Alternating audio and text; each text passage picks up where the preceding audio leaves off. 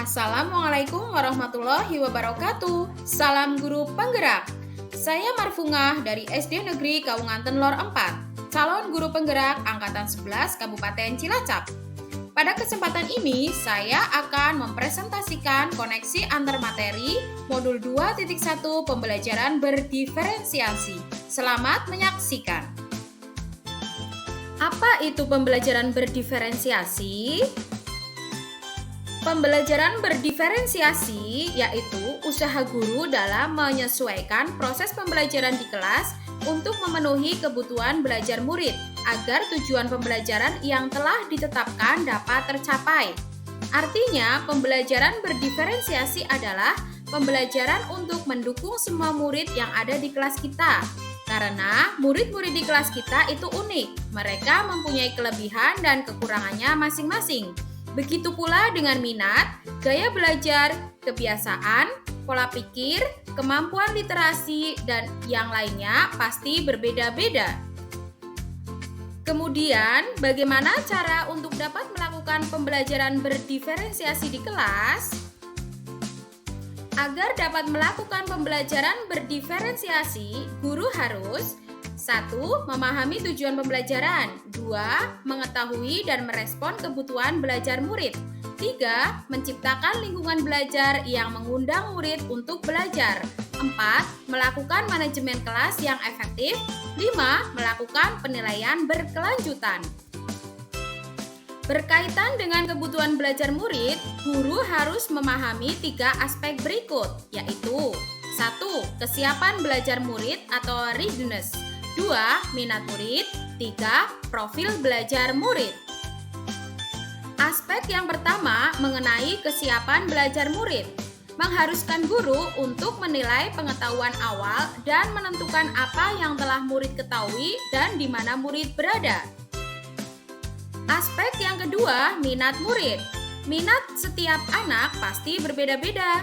Minat adalah salah satu motivator penting bagi murid untuk terlibat aktif dalam proses pembelajaran.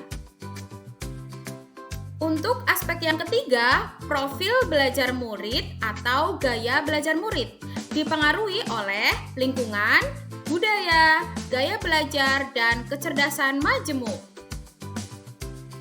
Selanjutnya, kebutuhan belajar murid dapat diidentifikasi berdasarkan cara-cara berikut ini. 1. Mengamati perilaku murid. 2. Mengidentifikasi pengetahuan awal. 3. Mereview dan melakukan refleksi terhadap praktek pembelajaran. 4. Membaca rapot murid di kelas sebelumnya. 5. Berbicara dengan guru murid sebelumnya. 6. Menggunakan berbagai penilaian formatif dan diagnostik. Ada 3 strategi untuk mendiferensiasi pembelajaran, yaitu yang pertama, diferensiasi konten, kedua, diferensiasi proses, dan yang ketiga, diferensiasi produk. Guru dapat memilih satu atau kombinasi dari ketiganya. Yang pertama, diferensiasi konten, berkaitan dengan apa yang kita ajarkan, seperti mata pelajaran, konsep atau keterampilan yang perlu dipelajari berdasarkan kurikulum. Mendiferensiasi konten bisa dilakukan dengan membedakan pengorganisasian atau format penyampaiannya, bukan mengubah atau menurunkan standar kurikulum. Yang kedua, diferensiasi proses, yaitu kegiatan yang memungkinkan murid berlatih dan memahami atau memaknai konten atau materi dengan cara membedakan proses yang harus dijalani oleh murid.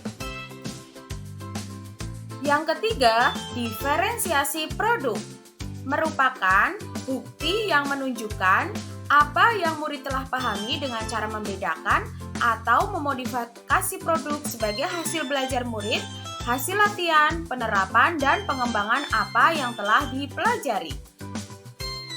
Lalu, adakah keterkaitan antara modul pembelajaran berdiferensiasi dengan modul-modul yang lain? Tentunya ada. Mari kita simak. Untuk dapat melakukan pembelajaran berdiferensiasi, maka guru harus berusaha memenuhi kebutuhan belajar anak atau menghamba pada anak, sesuai dengan kodrat alam dan kodrat zaman berdasarkan filosofi Ki Hajar Dewantoro. Kemudian, dalam melakukan pembelajaran berdiferensiasi, seorang guru penggerak harus berpihak pada murid, reflektif, mandiri, kolaboratif, dan inovatif untuk menciptakan pembelajaran-pembelajaran berdiferensiasi yang dapat memenuhi kebutuhan murid. Dengan demikian, seorang guru penggerak dapat mewujudkan kepemimpinan murid dengan menuntun murid merdeka belajar. Hal ini sesuai dengan nilai dan peran guru penggerak. Selanjutnya, pembelajaran berdiferensiasi dapat menjadi salah satu strategi untuk mewujudkan visi guru penggerak yang berpihak pada murid. Dan yang terakhir, dalam pelaksanaan pembelajaran berdiferensiasi antara guru dan murid, harus ada kesepakatan kelas terlebih dahulu agar proses pembelajaran dapat berjalan dengan baik sesuai dengan nilai-nilai budaya positif. Demikian pemaparan dan presentasi dari saya. Terima kasih. Semoga bermanfaat dan menginspirasi. Salam dan bahagia. Guru bergerak, Indonesia maju. Salam guru penggerak. Wassalamualaikum warahmatullahi wabarakatuh.